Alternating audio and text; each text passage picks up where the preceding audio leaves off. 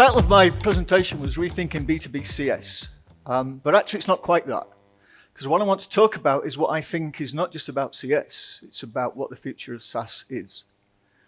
So we all know this phrase about customer success being a company-wide philosophy. You know, it's the strategy.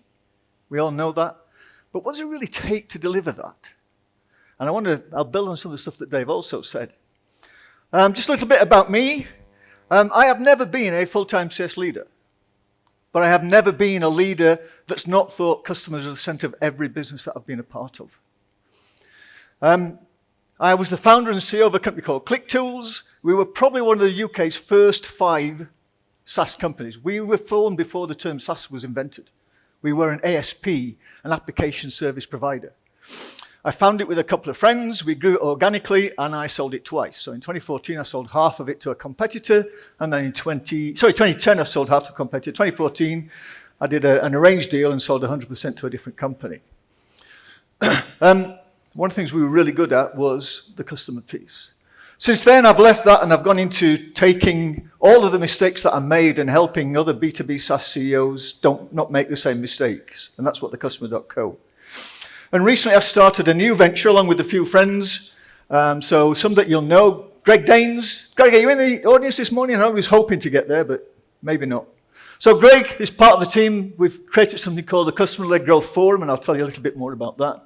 Peter Lyon, who founded the Customer Success Network, and then a few others as well. Andy Barton is part of our core team, who's the CCO at Paperfleet. And our goal there is to build a community to help people understand what does it take to build a company where customer success is truly a company-wide capability. So we'll all know this past. We are maybe coming through the end of a very, very difficult period. So here's a few stats that I pulled out. Lost jobs, 2022, 90,000, 23, 191,000. To date this year, 86,500. Now they're not all SaaS, but they are all tech. And by the way, customer success has been a significant part of some of that. Investments collapsed from 97.5 billion in 21 to 33.6. Cost of acquisition has grown quite significantly, and it doesn't show any signs of slowing down. Growth has fallen. By the way, one thing about SaaS companies is that a lot of SaaS companies buy from other SaaS companies. So if SaaS is in problem, then you're probably also in troubles as well. And valuations aren't there.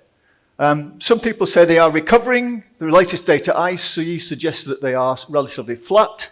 In fact, I saw some figures only yesterday that showed that the funds raised in 2022 have a negative IRR over the last 2 years when compared to funds raised in 2017, which had a 17.7% internal rate of return. So we've got big problems. And the other thing that this has caused is this shift, this balance. So many of you will know about the rule of 40, which basically says, here's your growth rate, add to that your free cash flow rate, or EBITDA is a rough way of thinking about that. And if you look back a few years, pre-2020, the impact of growth on rule of 40 was 6-fold. So growth was 6 times more influential on the rule of 40 number. Now it's not. Now it's only 2 times. So that's where we see the whole focus on profitable growth. Now, history teaches that we never learn from history, but this is not going to go away in the next few years. The focus on being profitable, not just growing, is increasingly important. And we should be in a good position because if you look at all the numbers around cost of acquisition, the acquisition costs from existing customers and from renewals is less than from new business. But the problems aren't just macroeconomic. I think a lot of problems are actually within our own companies. A lot of SaaS companies, you know this, let's acquire everybody. There's a lot of misguided acquisition. I worked for a company a few years ago and I said to them, what's your ideal customer profile? And the CEO in every seriousness said, any B2B company with a website. It's a true story. Their biggest problem was first quarter growth, 3-month churn, because they go after anybody and everybody. So we've still got some of that. We've still got problems there. The second is discounting to win. If Greg was here, he would tell you figures that show that discounting does not generate higher retention. Part of the reason for that is that if you discount, what you're actually doing is saying to your customer, my product's not as valuable as you think it is. That's the interpretation. We've got very ineffective sales processes. That's hence, the CAC. And by sales, by the way, I mean the whole piece of up to the first point of sale. We've got very fragmented organizations. We live in silos. It's a point I'll come back to in a minute. We've still got high churn. There's some interesting data put out by a company. We've lost profit. Well, it's now part of an organization called Paddle. They do some really good figures on go-to-market. Excuse me. And they will show you that essentially over the last 8 or 9 years, gross retention is relatively flat. That's across a whole range. I'm not saying individual companies haven't improved on it, but if you look at it, it's essentially flat, despite the investment in CS. And then finally, the biggest one I think is that we don't know customer value. So can I ask you a quick question here? Put your hand up if you report or your company reports to their executive team and the board gross revenue retention. How many of you report net revenue retention? How many of you report NPS? How many of you report the results that customers get from using your product and services? Much fewer. And yet we know that that's one of the most significant drivers of retention. I think it was quoted in the ClientSuccess presentation yesterday that if you just measure results, you are more likely to get retention. The detailed figures, if you measure, the propensity to renew is twice. If you measure and get some results, the propensity to renew is 4 times greater. And if you measure and get really superior results, the propensity to renew is 8 times greater. Take the balance of it times 6. So I think we've got this macroeconomic challenge, we've got some very significant internal challenges, and that what we need is not just a tweak, but a complete rethink. So I'd like to pick up on what Dave says, start with purpose. And I would like to argue that this is the purpose of every B2B SaaS company around. The purpose of a B2B SaaS company is to deliver measurable results to customers that create profitable revenue for the company. Now that word measurable results is in red. Importantly, I'll come back to that. So what does this take? This takes, I think, a company-wide approach, which is everything your organization does, everything, to win, satisfy, and by satisfy it is deliver measurable results, retain and grow its chosen customers, not anybody and everybody, better than the competition. And your competition, by the way, is twofold. One is people who may supply a similar product or service to yours. By far the biggest competition is the demand for time and money inside the organization you're selling to. And in fact, most deals are lost not because of competition, but because of no sale, because they choose to do something completely different. We all know about stovepipes. They've mentioned them. They are the biggest killer of customer experience and customer success that exists. And yet we still maintain this approach which says we need to think about the stovepipes that we've got. We need to think about marketing and sales and customer success and product. And we don't think hard enough about joining them up. There's a guy who was a CEO of a company called, founded and was CEO of a company called Zuora. I think he was one of the first 12 employees at Salesforce, Tien Tzuo. And he said of CEOs in his book Subscribed, which is a good read, we tend to meet each new situation by creating a new silo. And we do. And that's what we've done with customer success. So if we're going to get around this silo, what's the nature of how do we bring the whole of the organization together to deliver customer success? And by the way, I see a very big difference between the two. The apostrophe S is absolutely critical. It's about customer success, whereas too often we focus on customer success, the team, the department, the role. And the basis goes back to what that red 2 words, measurable results. So I'm arguing that the basis for alignment of the whole company, the basis of which you build this company-wide capability, is measurable results for your chosen customers. It's the red thread that shouldn't. And by the way, this is just not post-sale. This is the entire go-to-market activity. So if you understand what results you're trying to deliver to the people that you are selling to and are using your products and services, that becomes the basis of everything you do, the focus of everything you do. It is what you market. It is what you sell. It's what your product needs to deliver. It's what you enable, whether that's professional services or CS or any other teams. It's around the expertise that you build. It's the content that you craft. And it's about how you measure performance. So measuring performance, yes, does NRR and GRR, etc. matter? Absolutely. But what drives that are measurable results. So I talk to people that I'm working with about a 2-column dashboard. The customer results, the company results. What does it take to do that? It takes real change. I was going to go on about business, not team first, but I think Dave's covered that. And I would echo every word he says.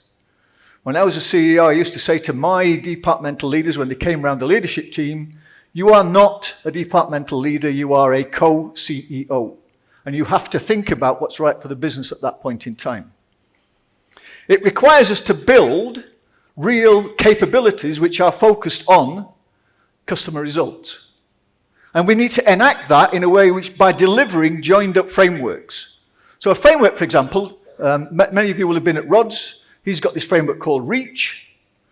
Great, it's a good way of thinking about expansion revenue. The only thing is, if you're going to adopt REACH, you need to adopt REACH for the first sale, the renewal, and the subsequent sale. Because we've got to find ways to bring organizations together, and common tools and frameworks is one part of that.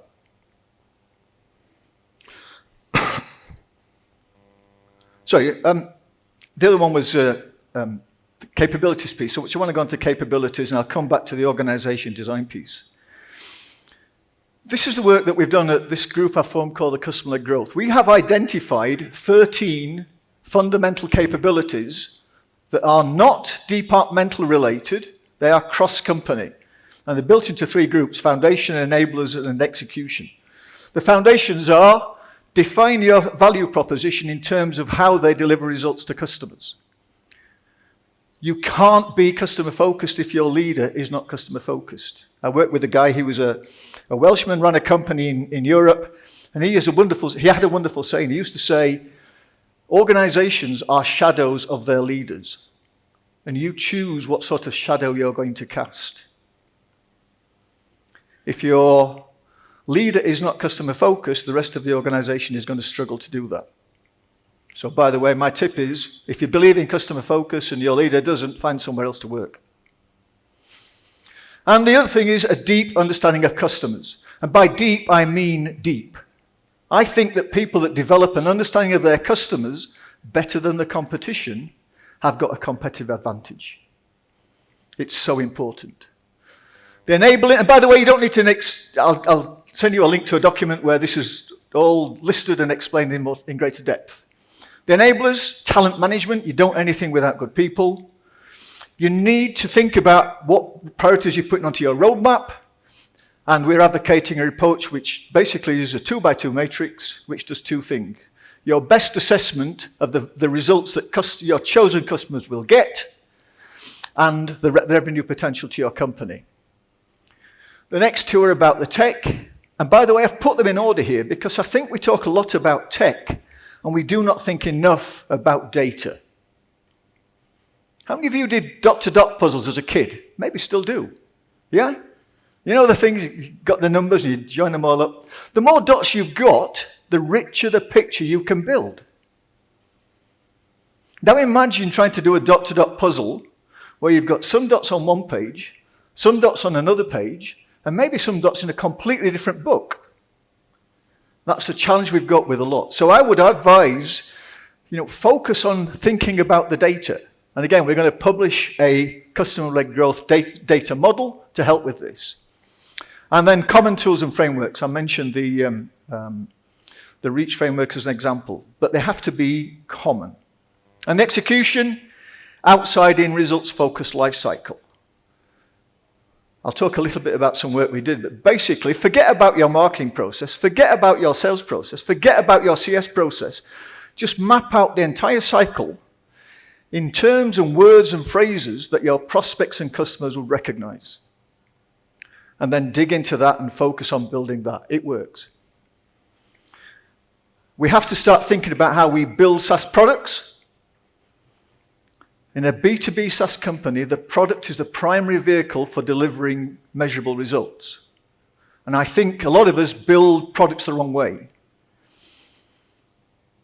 We focus on adding features rather than thinking of how are the different roles that we serve going to use our product? How can we make the flow through that easier? How can we make it so that they can set goals, track those goals, and we can enable them to fulfill those goals? I've talked about the metrics piece, and then, of course, you've got revenue motions. So they're the 13. They're into different groups. So I guess the question is, does this stuff work? The answer is yes, it does. And here's how. You will find over time, and I'll show you a couple of examples in a minute, that retention will improve. The cost of acquisition will fall. Now, I'm not saying it will fall in absolute terms because CAC is getting higher anyway. But your CAC to LTV ratio will get better. Sales velocity will improve. Anybody that's come from sales, there's a great sales saying that says it takes longer to lose a deal than it does to win a deal. Because momentum gets lost, it drags. If you've got a long sales cycle, that's got a cash flow impact, that's got a funding impact because you're not turning over your business quickly enough. Win rates will improve, growth will improve, and by the way, salespeople love it because quote attainment improves. Why? Because you know your prospects and your customers so well, you're able to get right onto their agenda and say the right thing at the right time. So does it work? A couple of examples. This is a company called Nezasa. They are based in Switzerland, and they supply software for travel businesses. Run by a friend of mine, a guy called Alex Farmer that you may know. He did the Customer Success Excellence Awards. Alex started at Nezasa as a CCO. He's now their CRO. So what they did was they had big problems. They were going through a couple of acquisitions, and they were a bit all over the place. So what they did was they started out by building a very focused ICP. Very detailed about what the companies were and who the people were that were buying. They then used that and they looked at their pipeline and said, does this meet our new ICP, yes or no? If the answer was no, they went to them and said, you're not going to be part of our target market in the future. If you want to buy from us, that's fine, but we're telling you. So they stripped their pipeline out of non-ICP companies. They put a lot of effort into value selling training, where, as they built their new process, the first version of the CS plan was an intentional customer deliverable as part of the proposal. And Alex will tell you that that became part of the business case for the customer to take into their board and justifying the investment. And by the way, again, don't need to take lots of notes because there's a case study which will be available to you with all the detail in it. They've not done much of the product yet, but they will be doing that. They turned onboarding from being what Alex described as a feature vomit, this is everything that we do, to this is where we're going to take you in the first stage, this is what you need to know. And by the way, part of that sales process was very much results-based demonstration. Who are the people that you are demoing to? What are they trying to achieve? Here are the features that will enable you to achieve the results that you're seeking. So they changed onboarding, they rethought the hiring profiles. They built 4 ebooks, one around each of the core value propositions, which are now by far their most effective content tools. And they track customer results. The other thing they do is, because they're in this transition stage, they've still got a lot of heritage legacy customers. So when Alex goes to the board now, he reports 2 churn figures. One churn figure is, this is the churn of people that are part of our ICP. The other one, this is the churn figure from our non-ICP customers. And they put a phrase in it, it's called non-regretted churn. Explained that initially, now the board is quite happy with that. because they know it's part of a strategy that shows it's working. Has it worked for Nezasa? Yes, it has. Despite having fewer in their pipeline, initially, their win rates doubled, their ACV, average contract value, has grown sixfold. NRR has improved, and the value of their pipeline now has doubled. This stuff works. So this is not about Alex being a CCO. This is about Alex looking up, and the rest of the team, by the way, it's not just Alex, looking across the whole go-to-market approach. I first got interested in this back in 2010. My company was a company called Clicktools. We did forms and surveys. And in 2010, we got problems. We weren't growing as fast as we could. So we went through a similar exercise. Nezasa went through a similar exercise to us, actually. We built a very detailed ICP, and to me, an ICP has got three components. Target companies. These are the sorts of companies. That's not just firmographics, but it's what sort of systems they use, what's their attitude, what stage of maturity. I'll really deep dive into the types. The role profiles. Who are we selling to? Who is using our product? Who's influencing the use of our product? Who's exploiting our product? They might not be using it, but they're exploiting some of the stuff. And this is where we went into immense detail. What are their job titles? What are their jobs to be done? What are their KPIs? Where do they turn to for help and advice? What challenges are they facing? And the third part was what we call triggers or situational factors. What are the things that make them likely to buy, to renew, to churn, to advocate? And they're key, because context and timing is everything. You can have a perfect ICP customer, but unless they've got the right triggers, you ain't going to get a sale, you aren't going to get a renewal. So they're key. We built an outside-in life cycle. Every stage was what the prospect or the user or the buyer was going through. We used those words. The next piece we actually built, we scrapped our traditional marketing and sales stages in Salesforce and replaced them with this to reinforce the importance and culture of this. And again, every stage of this life cycle was, who are we dealing with? What are their challenges? What are they trying to achieve at that stage? How can we help them to achieve that? And what do they need to have done before they're going to move on to the next stage successfully? And to me, that's the best form of selling. There's a guy that probably many of you know called Bill Cushard. He used to run a podcast called Helping Sells. And the tagline was, helping sells, but selling doesn't help. The very best salespeople know who they can help and explain how they can help. They don't talk about features until much later down the path.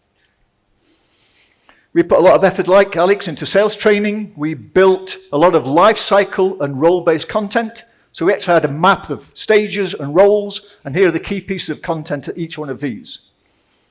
And we rebuilt our website around that sort of stuff. Did it work for us? You bet it did. We improved our lead-to-win ratio significantly. Our ARR grew 180%. Why did it grow? Because when we did the ICP, we were very clear about how our product differentiated from the competition and what people were paying for similar sorts of solutions at that price point. So we increased our ACV significantly. That's where a lot of the ARR growth came from. Salespeople were happy, quota retention went up, and customer lead fell. This stuff works. Now, how much so far have I talked about customer success?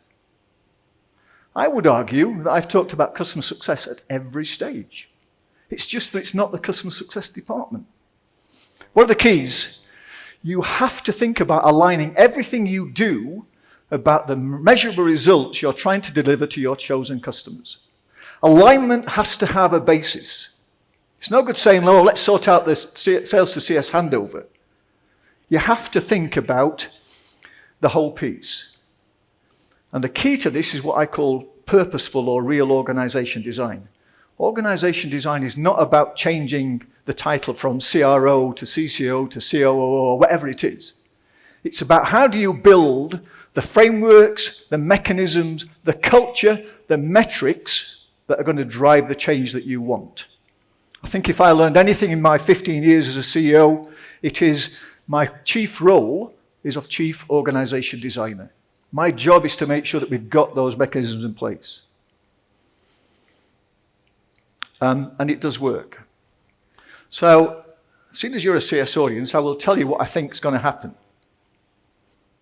What's going to happen to CS? Well, I think it's going to become more and more distributed. I think it already is. How many of you have read Greg? By the way, Greg's a co-conspirator of this for mine, and he's got a lot of great. How many of you have read Greg's 23 Reasons for Churn? Okay, if you haven't, go to churnrx.com and pull it down. It basically, he's got, I think, over 150,000 data points. And he'll tell you lots and lots. So that's where the stuff about retention matters. That's where discounting. Interesting fact, by the way, from that. What's the correlation between NPS and renewal? So you'd think, promoters are more likely to renew than detractors? 0. There is 0 correlation between NPS score and propensity to renew, because NPS does not measure the results you're going to achieve. There is one data point in NPS which does seem to have some relationship, or it's not massive, and that is response rate. So if they're not responding to you, they've probably checked out. So it's going to get spread around the organization. And by the way, if you go back to Greg's 23 things, one of the things he does in that great ebook is he'll tell you who are the teams responsible for that particular reason for churn. So I'm a bit of a nerd, and I went through Greg's book and said, right, that's where marketing's involved, that's where sales is involved, that's where CS is involved, that's where product is involved. Interesting analysis. If CS owns a revenue number, of the 23 reasons for churn, they are involved in, any guesses? 12. If you're not involved in churn, you're involved in 9. If you're a very strong PLG company, you may be involved in as few as 2 or 3.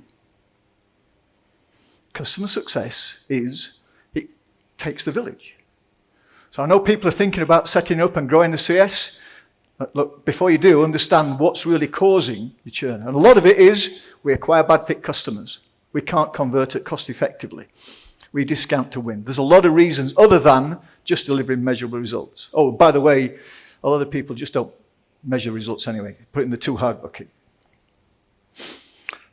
Second is, it's commercial. I've listened to the stuff yesterday about, everybody's wanted to be a seat at the table and own a number. If you are looking to own revenue, I would say you're not doing the right thing. What you need to do is own profitable revenue. Because as a CEO, I'm not interested in just the top line, I'm interested in what generating that number's costing me. So go back to that data about the impact of growth and profitability. So one of the exercises I do with a lot of people I work with is I build a P&L. A post-sale P&L. Where's your revenue come from? So renewals, expansions, professional services, and what does it cost to do that? And therefore, what's my margin contribution? And it's not always positive. I think the next thing is it's going to be more and more and more productized. AI is going to change this quite significantly. It's going to make this much easier. Look, the purpose of a B2B SaaS company is a product company at heart.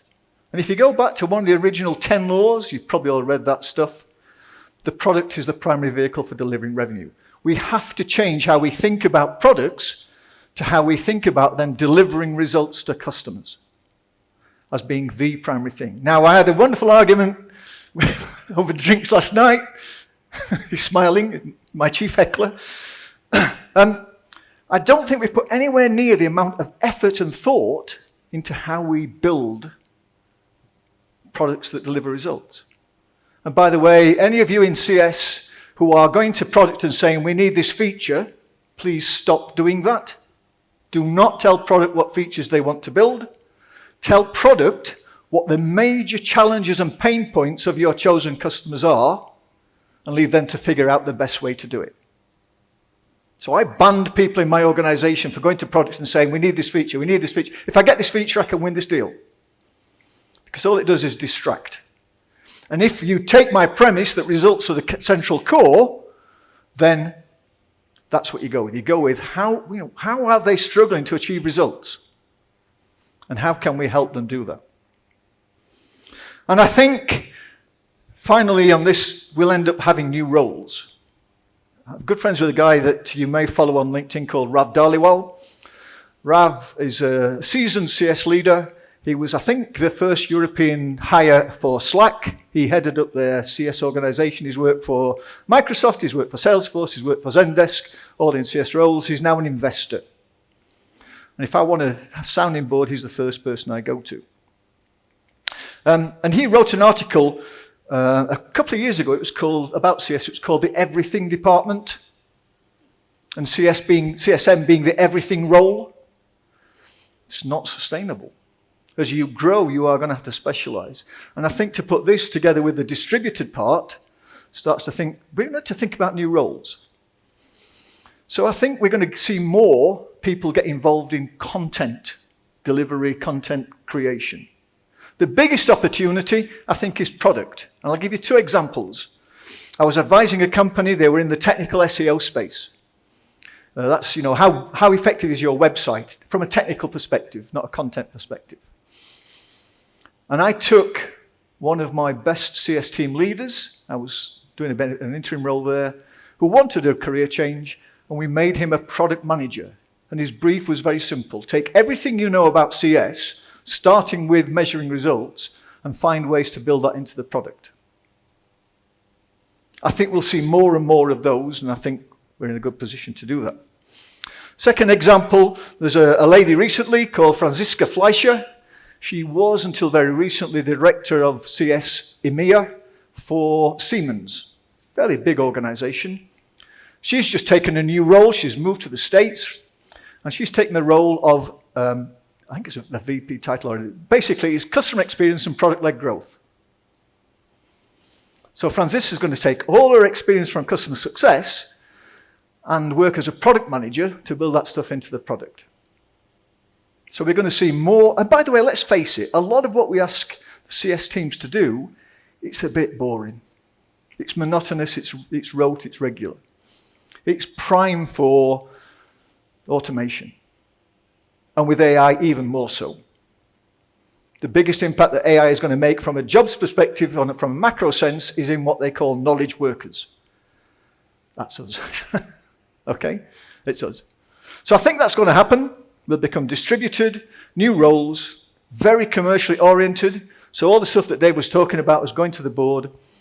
So if you don't know your rule of 40 and your metrics, your unit economics, and by the way, part of what we're going to do with the Customer-Led Growth Forum is we've just put together the final touch of a paper which is about rethinking the metrics that a SaaS company uses and investors use, because I think there's some mistakes there. You need to get to know that stuff. Again, if you're not sure, drop me a note. I've got an ebook I wrote a few years ago. It's called Finance for CS Leaders.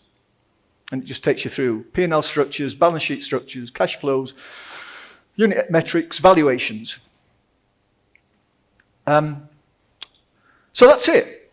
That's my time. I think I've got 6 minutes, so time for questions. I hope I've not shocked you too much. Well, actually, I hope I have, because I think there's a lot of change coming.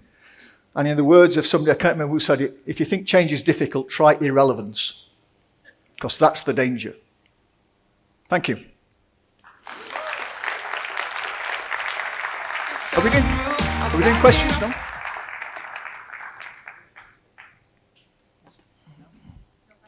I don't know. Any questions? I can't see from you because of the lights. I think the answer is no. I've stunned them into silence. At if there's anything you disagree with, and there should be lots. I've got a question. Sorry.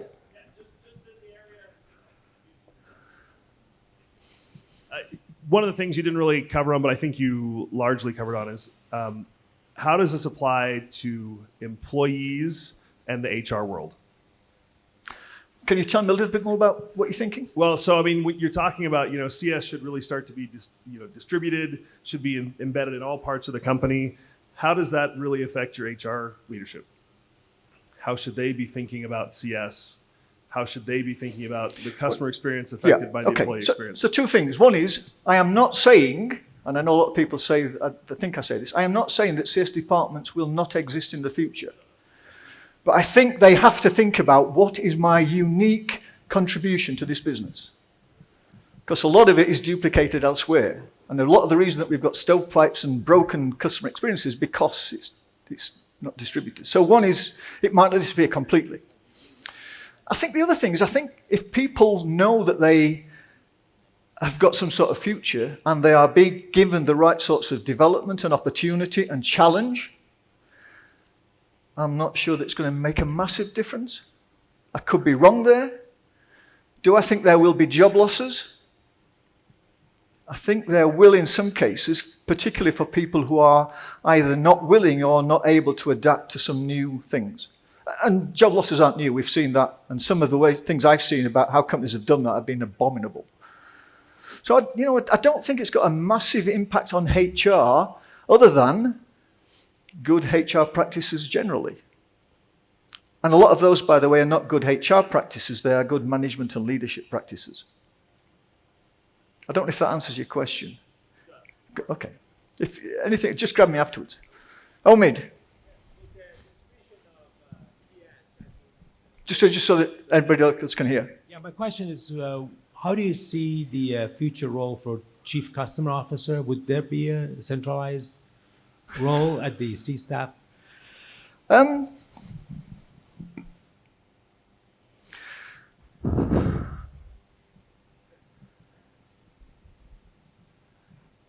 I don't think there'll be as many around as there are now, because I think they will progress to other roles. I see more people taking the route that Alex has taken and going from CCO to CRO. We've seen, Yamini Ramjani at HubSpot went from CCO to CEO. Let's not be under any doubt. She came in with a strong sales background originally, and as CCO already had marketing and sales responsibility in addition to CS. So I think it's back to, what Dave talked about, being business first, not just department first. So I think we'll see some new titles cropping up. And there's some silly ideas going around. The latest one I saw last week was Chief Go-to-Market Officer. That's coming from somebody who's quite well respected in the go-to-market field. So will there be as many? If you can find what your unique contribution is and build a team around that, then yes. Whether that title, I've never been a big thing about titles. So it's all about what do you do for the organization that nobody else can do. It has to be unique, and it has to be, you have to think about what it's like for the business as a whole, not just for your team. One of the things I dislike about the CS community is too many people talk about owning things. We should stop talking about owning things and start thinking about how do we collaborate better with people. It's an imperfect answer. I don't think I've, my crystal ball's not got there yet. There's a question back there I can see. Oh, sorry. Grab me afterwards. We're out of time.